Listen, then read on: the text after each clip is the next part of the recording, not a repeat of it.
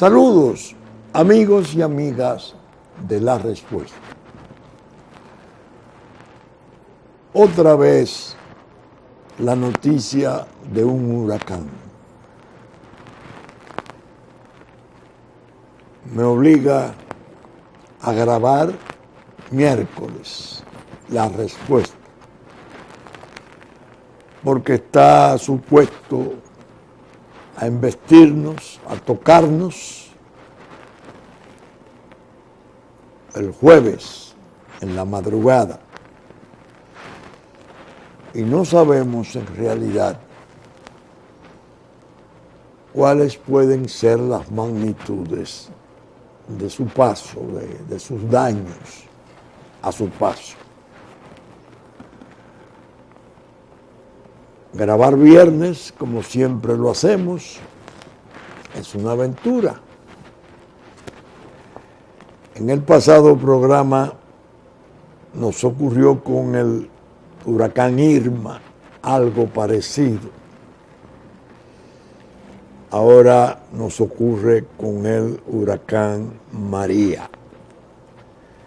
Yo no sé en realidad cómo es que se le ponen los nombres a los huracanes. Pero me llamó la atención que pasara uno después de Irma llamado José. Y después de José, María.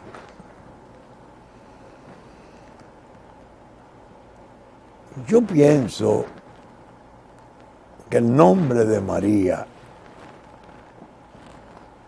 no es apropiado para un huracán.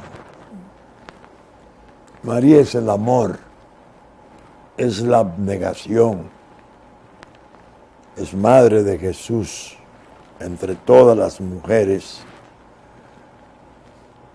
El Señor vino al mundo encarnado en Jesús. Y decía, me hubiese desagradado también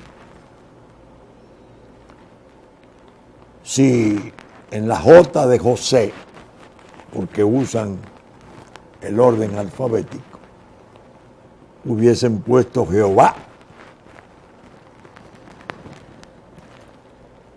Me hubiese desagradado también si en la M de María hubiesen puesto Mahoma. Me hubiese desagradado o estaría por desagradarme si en la L del otro que está pendiente de pasar después de María, Li, le hubiesen puesto la L de Lutero.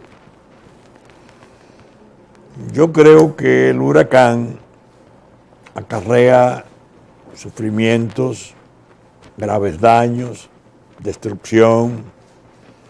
Los vientos y las inundaciones aquejan a los pueblos, los dañan y los convierten en damnificados, a veces de magnitudes catastróficas. Y usar esos nombres, no sé, no me parece apropiado. Pero bien, es una observación que he creído necesario hacerla, ¿no? Porque realmente no sé cómo es el mecanismo para el orden alfabético y los nombres. Pero bien, estamos pendientes y rogamos al Señor para que el paso o la embestida de ese huracán no nos dañe, no afecte especialmente a nuestra gente más vulnerable, más expuesta al sufrimiento de esos daños. a nuestras cosechas, a nuestros árboles. Yo mostraba una fílmica de un dron que había hecho en la estancia María Virgen, que es la finca nuestra, de mi familia, y hablaba de los árboles nuevos, recientes de 30 años, que yo he podido ver sembrar y sembrar. Y omití el pesar que me producía entender que los que me vieron crecer a mí de 120 o más años, 130 o más años, también pudieran quedar expuestos a los vientos.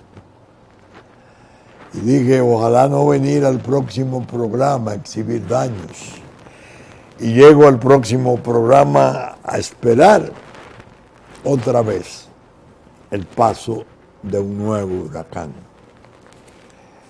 Es como el monzón de los Himalayas, que se va por el sudeste de Asia con una puntualidad tremenda lo que está ocurriendo.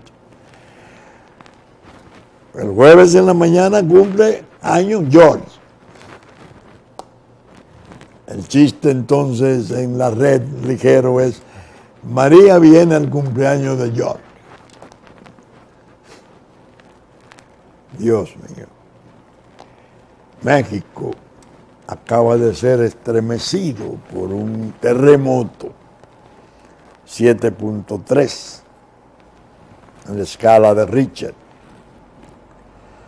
Pero llega exactamente el mismo día de su otro terremoto gigantesco del año 85, en el cual se perdieran 20,000 vidas. Ahora se está sacando debajo de los escombros niños, población muerta o gravemente herida. Todos estamos muy apenados, muy compungidos con esa desgracia del hermano pueblo de México. Pero bien, esto ocurre a horas de haberse producido algo que se podría considerar en el orden político mundial como un fenómeno tan potente como los fenómenos telúricos, un tsunami, un terremoto. El presidente de los Estados Unidos habló por primera vez en la reunión anual de la Asamblea de las Naciones Unidas del mes de septiembre y parte de octubre, que siempre se celebra. Donald Trump pronunció un discurso, leyó un discurso, y esto es bueno anotarlo, en el cual hizo revelaciones espectaculares. A mucha gente les he dicho, ustedes deben de cuidarse en cuanto a no dejarse arrastrar por las campañas terribles que se han abierto contra ese hombre. Un hombre que llega a la presidencia de los Estados Unidos en una guerra total, frontal, con la comunicación social del mundo, la prensa radial, televisiva, escrita, y que le dice a su pueblo: cuando quiera conocer la opinión de tu presidente, todos los días yo uso el Twitter y revelo mi opinión. Ha sido blanco de ataques inmisericordes. Lo han tratado de ridiculizar, de disminuir, de, prepararlo propiamente para la expulsión de la presidencia de los Estados Unidos. Y a esa gente que yo le he dado consejos les digo, miren, Trump no es solo Trump. Trump es un sentimiento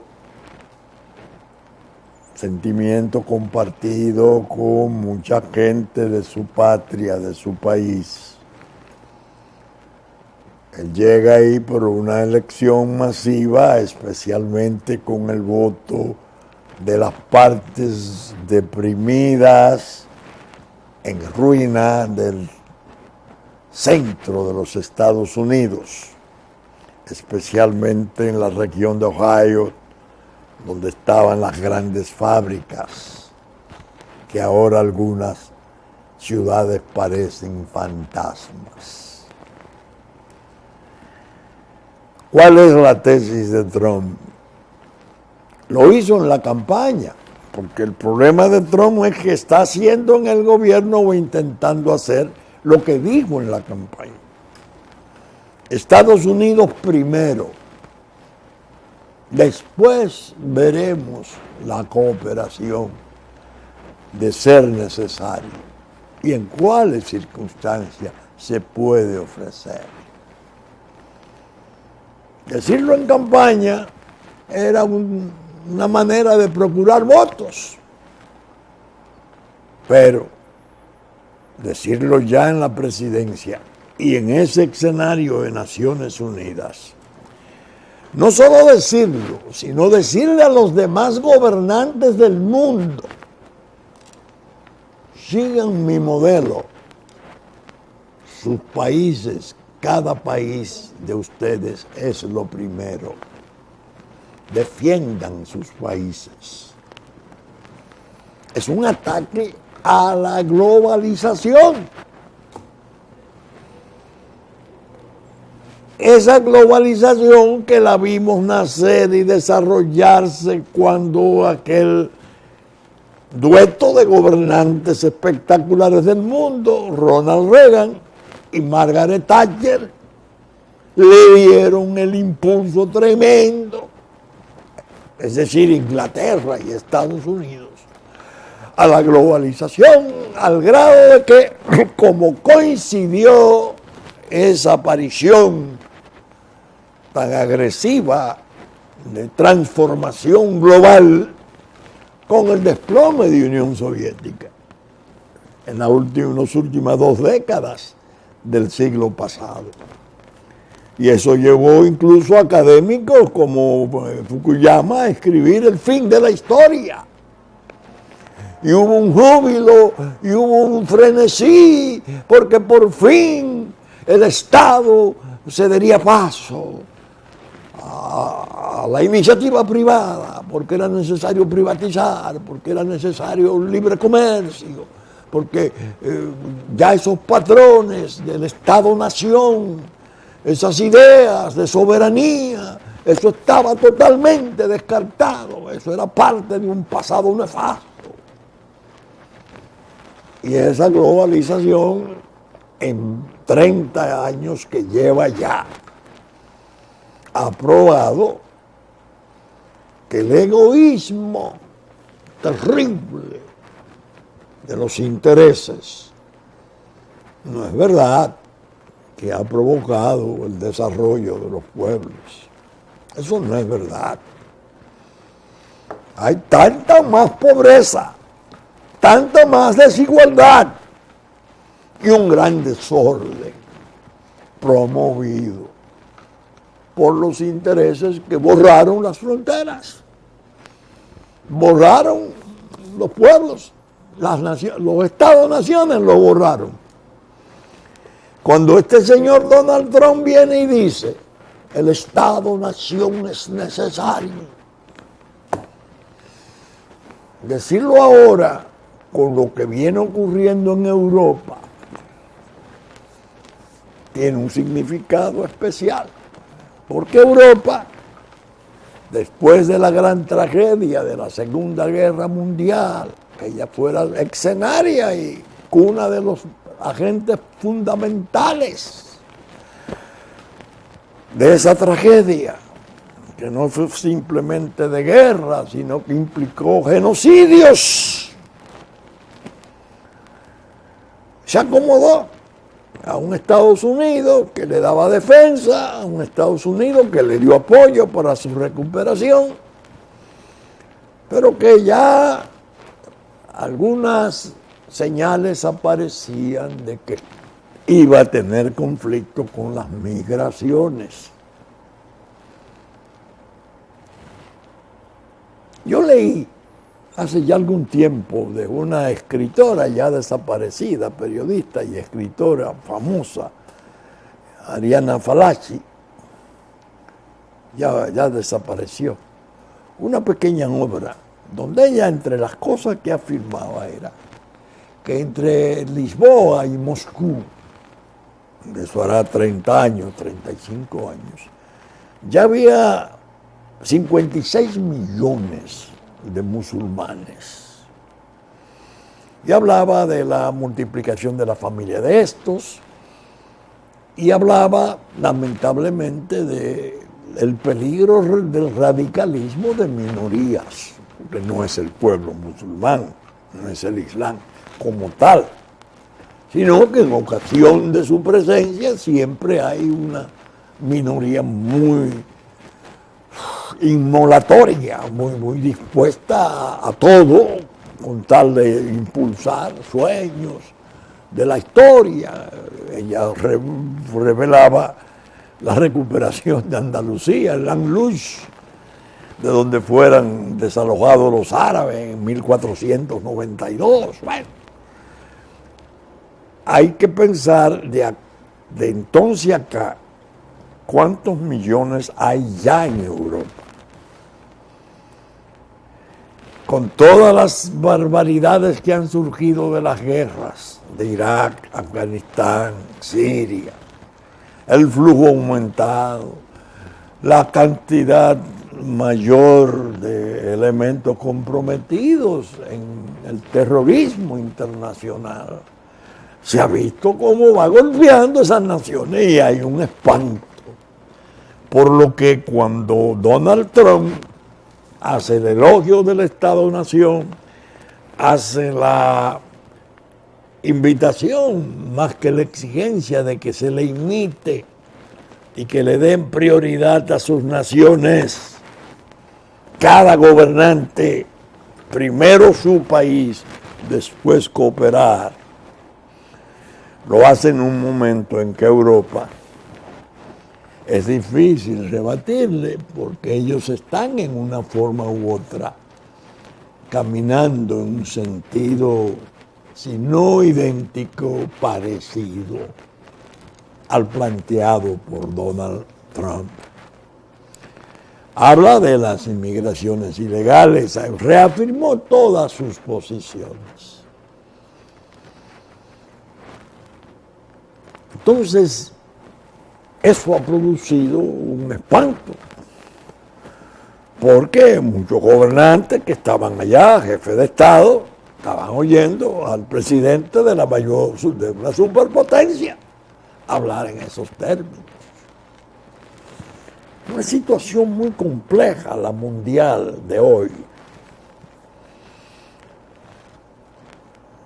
El objeto del desprecio, Donald Trump. Pero Donald Trump está expresando cosas muy serias, muy pesadas, que tienen mucho que ver con el porvenir y con la existencia misma de la humanidad. A todo esto le reserva una advertencia a Corea del Norte. Si prosigue con sus pruebas nucleares, ya incluso oímos hablar de una bomba de hidrógeno, que es tan potente que las superpotencias de entonces, Unión Soviética y Estados Unidos, se pusieron de acuerdo para no desarrollarla,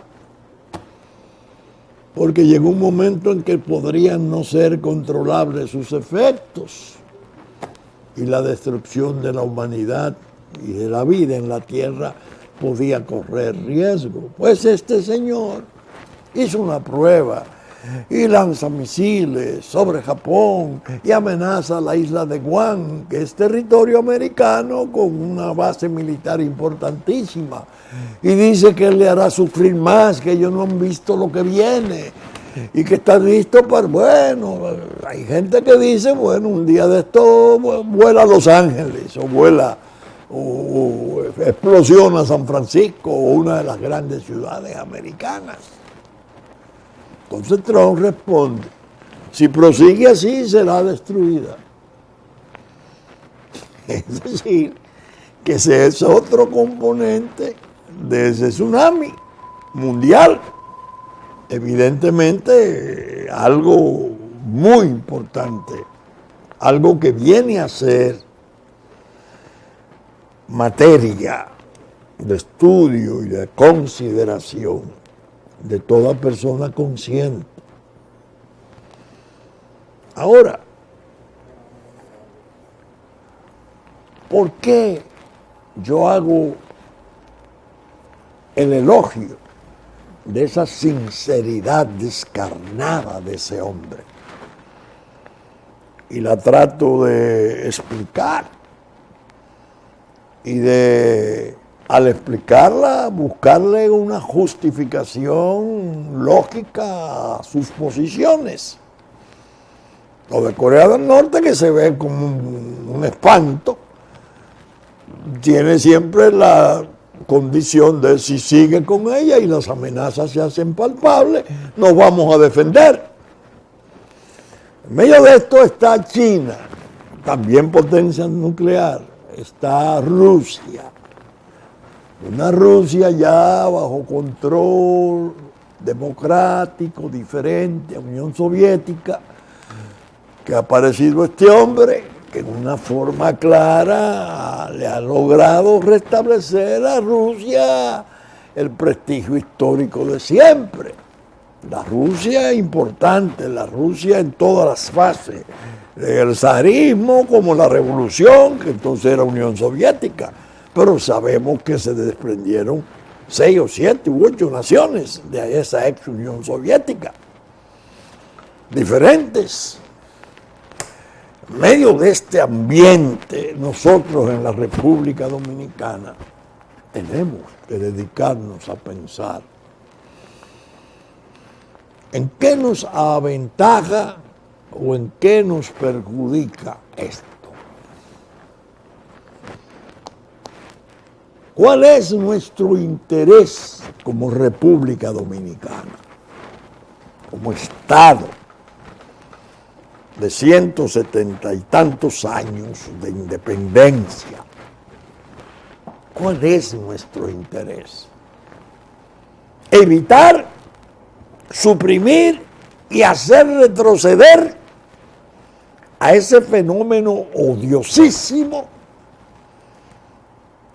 de destrucción del Estado Nacional, que, teniendo como eje la geopolítica de la administración Obama y del Partido Demócrata de Estados Unidos, consiguió anuencia y aplauso del alto empresariado local, obsesionado con el mercado y los 20 millones de consumidores, ambos sin poner mayor caso a otra potencia que concurre a los mismos propósitos de un Estado binacional, el narcotráfico internacional, que necesita territorio, que necesita puertos, que necesita aeropuertos internacionales, que necesita cierto desorden en la isla, ya producido por aquel caos, trasplantado a este pequeño Estado ordenado que ha tenido todavía, que tiene todavía cierta cultura de preservación de sus bosques, de sus aguas, de sus ríos, y que lo han expuesto a todo lo que significa aquella implantación, aquella invasión de lo que está viniendo de Haití, que no es el cortador de caña típico de entonces. No, está viniendo todo. desde el aretico, la pelada caliente, la gente peligrosa, presidiarios, y se están adueñando de la calle, adueñándose del trabajo, adueñándose de la salud, de los gastos de salud, en hospitales, adentrándose en la educación. Es decir, un programa que avanzó hasta desfigurarnos y exponernos a un colapso, sobre todo si se producía la sucesión del presidente Obama por la señora Clinton, que ya sabemos tiene en su familia relaciones importantes con la riqueza minera, el oro de Haití. Es decir, que la idea es que el momento para nosotros es para pensarlo. El gobierno nuestro no ha estado en eso. Tiene un injerto desde el principio paralizante, un injerto con agenda propia poderosa, que interpretaba el plan y ayudaba a implementarlo. Pero han cambiado las circunstancias. Y el Estado, el jefe del Estado, no lo ha entendido. No lo ha entendido. O si lo ha entendido, experimenta limitaciones y molestias con un entorno injertado, con agendas diferentes al interés nacional. Es bien serio el asunto. Todo esto es vital apreciarlo, considerarlo, evaluarlo y saber cómo se va a lidiar con este futuro inmediato. Yo le decía a unos amigos en la semana que, comentando el programa pasado, me decían que si yo estaba viendo, ¿qué yo estaba viendo en las advertencias tan severas sobre el narcotráfico internacional en la región? Que por qué yo hice un gesto de alarma diciendo esto no es la monserga del Departamento de Estado que año por año venía casi como un ritual banal, algo sin importancia. No, esta es una advertencia ya de otro tipo. Hay un contenido de exigencia. Yo les dije, miren, a mí me mueve mucho a pensar así. Algo que le he dado importancia. La compañía del señor Trump. El asesoramiento del señor Trump. En las políticas públicas hay que atender siempre como signo orientador, ¿quién las está implementando? ¿Qué piensa? ¿Qué son los que están responsabilizados con adelantar políticas públicas sensitivas? Hay un episodio que yo guardo en mi memoria. Cuando yo era presidente del Consejo Nacional de Drogas, el general Barry McCaffrey, un distinguido oficial norteamericano, héroe de guerra, condecorado en los más altos niveles, era el zar de la droga, la lucha antidroga de Estados Unidos. Nos visitó 4 veces. Iba al consejo, teníamos transferencias en el propio Banco Central. El hombre, un académico, con el prestigio que cuando lo fueron a confirmar en su nombramiento lo recibió la comisión del Senado de pie y con aplauso. Ni siquiera hicieron el ceremonial de balotarlo, de presentarlo para votar si se admitía o no. Él siempre estuvo muy pendiente de la República Dominicana. Y me decía que la cuestión vital nuestra era la posición geográfica. Que nosotros éramos una especie de portaaviones en el centro del Caribe, porque todo el paso hacia Europa y hacia Norteamérica, Canadá y Estados Unidos, estábamos nosotros en el centro mismo. Y en un momento en que estábamos, luego de un almuerzo, conversando, ya yo tenía suficiente edad, esto fue hace 20 años. Yo le dije, hablando, cuando el presidente Fernández en el 96 me visitó en esta oficina y me quiso hacer procurador general de la República, yo rehusé.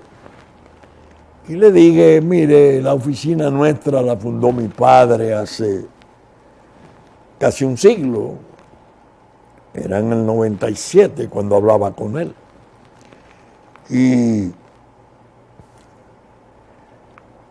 yo no querría, siendo político, ocupar esa posición porque mis adversarios van a acabar con mi oficina.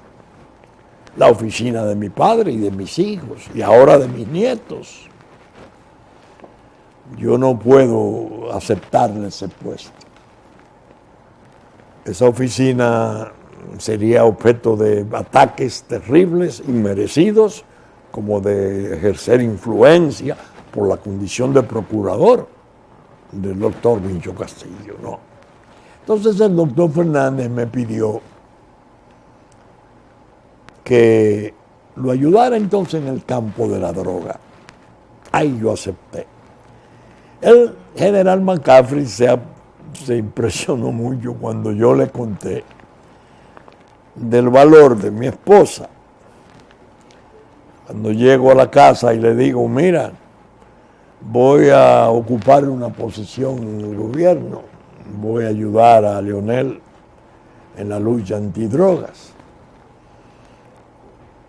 Ella se me acerca y me dice, pero ¿hasta cuándo? ¿Cuándo tú vas a descansar? ¿Qué es esto ahora?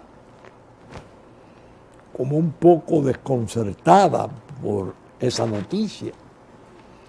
Entonces, dos de mis nietos más pequeños, entonces, estaban jugando en el patio.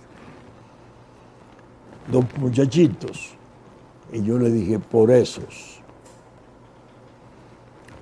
que están ahí, yo voy a aceptar la responsabilidad. La respuesta fue, muy bien, lo entendió. General McCaffrey me dice, pues mire, a mí me ocurrió algo parecido. Cuando me llamaron desde la administración Clinton para ocupar esta posición, yo fui a ver a mi padre, muy anciano ya, también veterano de guerra, y le dije, mira, me han llamado para esto y voy a servir como zar de la droga. El funcionario más importante en ese campo. Y vengo a decírtelo y a oír tu opinión. Entonces él me respondió, decía el general McCaffrey, Sí, es una guerra tanto o más peligrosa de la que tú y yo hemos librado, pero es tu deber.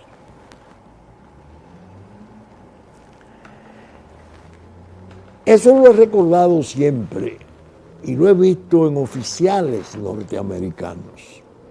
Incluso en muchos programas aquí he hecho el elogio de la integridad de muchos de esos oficiales que han servido aquí, de la seriedad en el trato, del respeto incluso que tienen por los símbolos nacionales.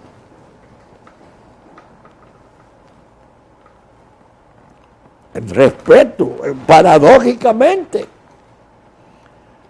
siendo militares, son los más confiables y respetuosos a la hora del trato del funcionario dominicano con ellos. Por eso he destacado mucho al general Kelly, que es el hombre que Trump designó jefe de la seguridad norteamericana y ahora es jefe de gabinete, un hombre clave. ¿Cómo piensa ese hombre? ¿Qué entiende? ¿Cuál ha sido su lucha? Lo vimos. Vimos su posición sobre la inmigración injusta que se le imponía a la República Dominicana. Hace 5 años, siendo comandante en el Comando Sur. Vimos cómo se comportaba con los trastornos posibles de la región, al grado que en un momento llegó a producir una actitud que parece que le trajo algún grado de contrariedad con la administración Obama, porque iba un crucero misilístico ruso a visitar Venezuela, y entonces en Washington se armó una de esas ventoleras de protesta y de cosas, y él, que estaba en el Comando Sur, hizo un comentario y dijo que él no veía alarma, que ellos tenían flotas en todos los mares del mundo, los americanos. ¿Cuál era pero hubo una parte del comentario interesantísimo que a mí me lo clasificó. Digo, Washington se alarma y hace las cosas, promueve las cosas, pero las guerras las libramos nosotros. Era una forma de regañarlo y decirle: este grupo de chismosos y de rufianes, a la hora de un trastorno en la región, somos nosotros los que tenemos que librar la guerra. Es decir, ese hombre que está ahí, tan cercano a ese otro hombre que habla en Naciones Unidas, nos llegan signos, el señor Comey.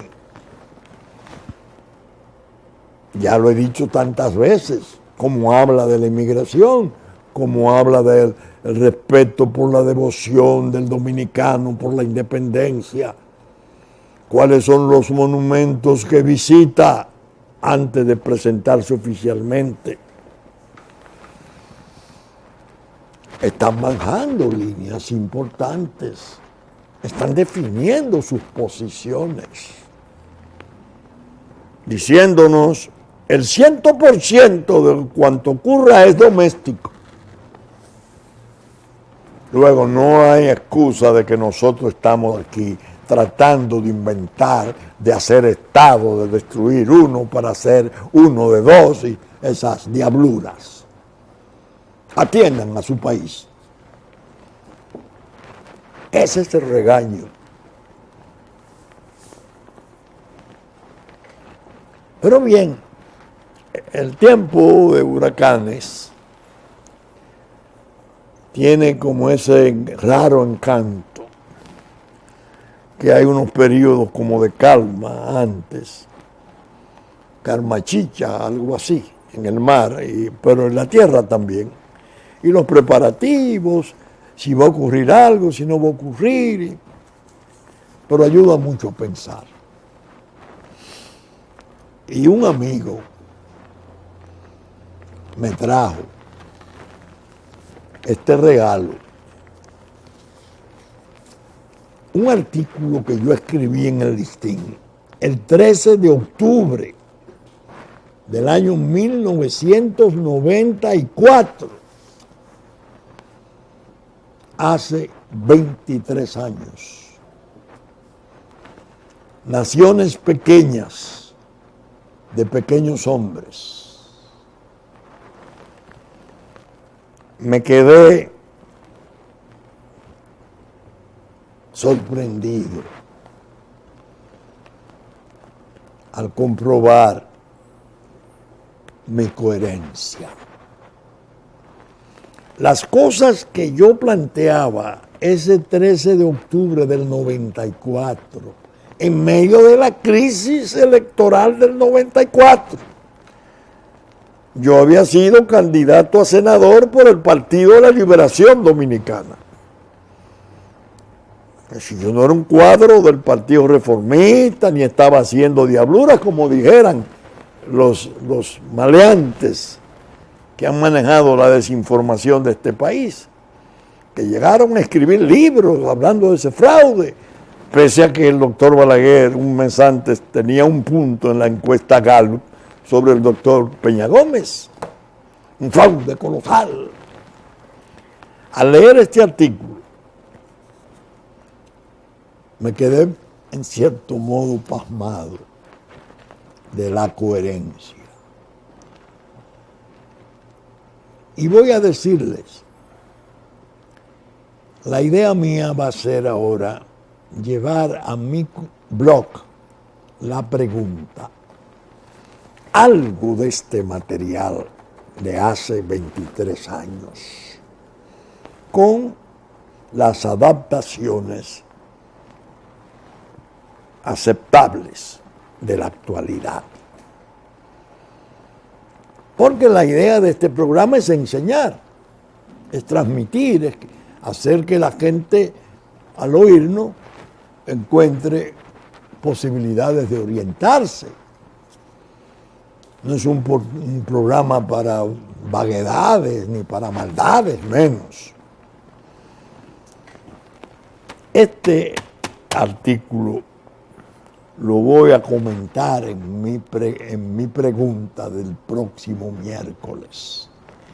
Ya la de este miércoles, cuando se graba, salió.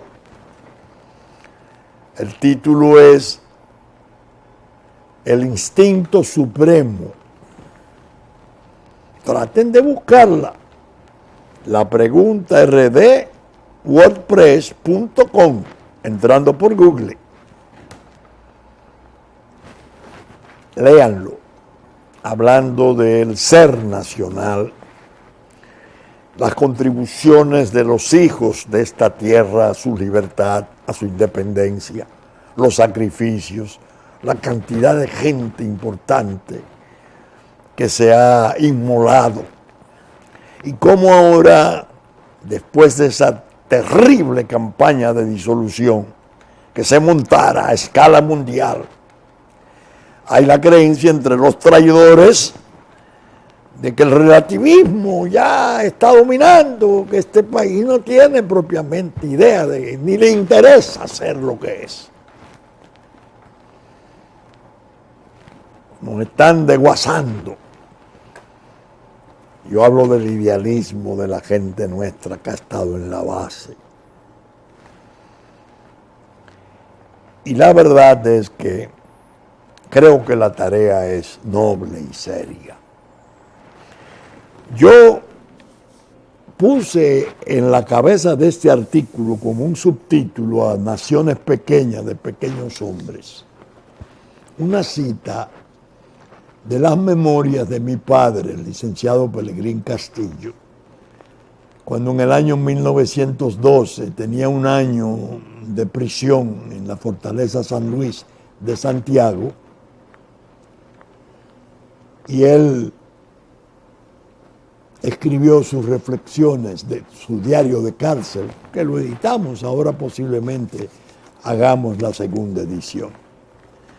Esta parte yo la citaba aquí, se la voy a transmitir a ustedes, como una manera de señalarles de dónde vengo, de dónde provengo, y que les haga a ustedes admitir o pensar, es serio cuanto propongo. Decía mi padre, ya hace 105 años, encarcelado, cito, nuestra organización política descansa en una base mentirosa. Mentira en la elección,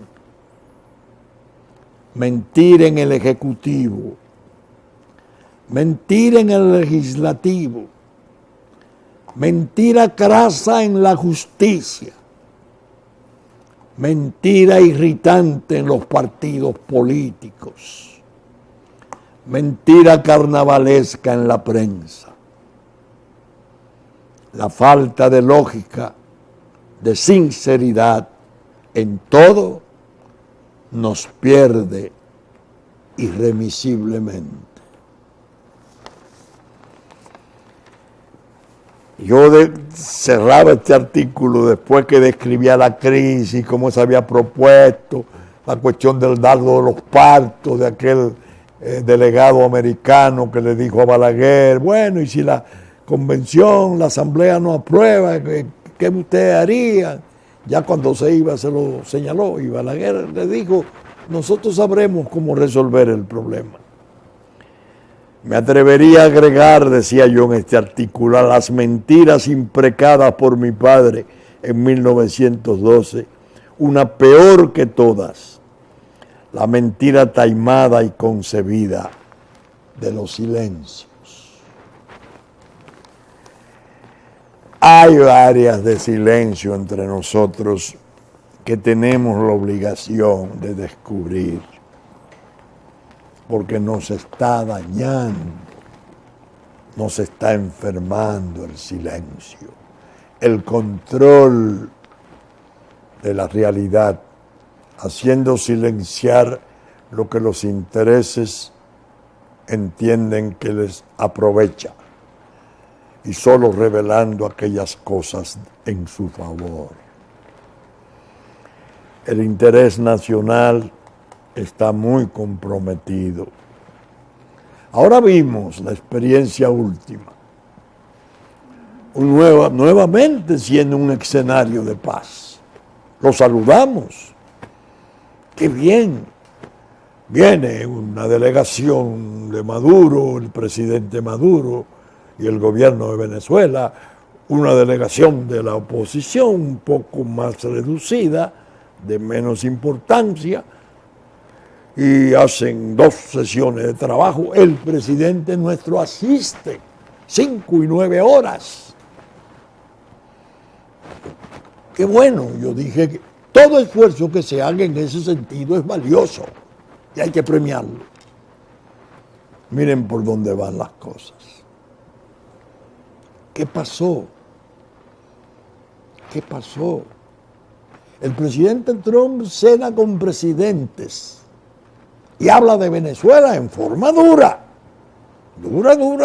que bueno, el presidente Maduro le responde diciendo que es el nuevo Hitler y que está amenazando su vida. Oigan esto.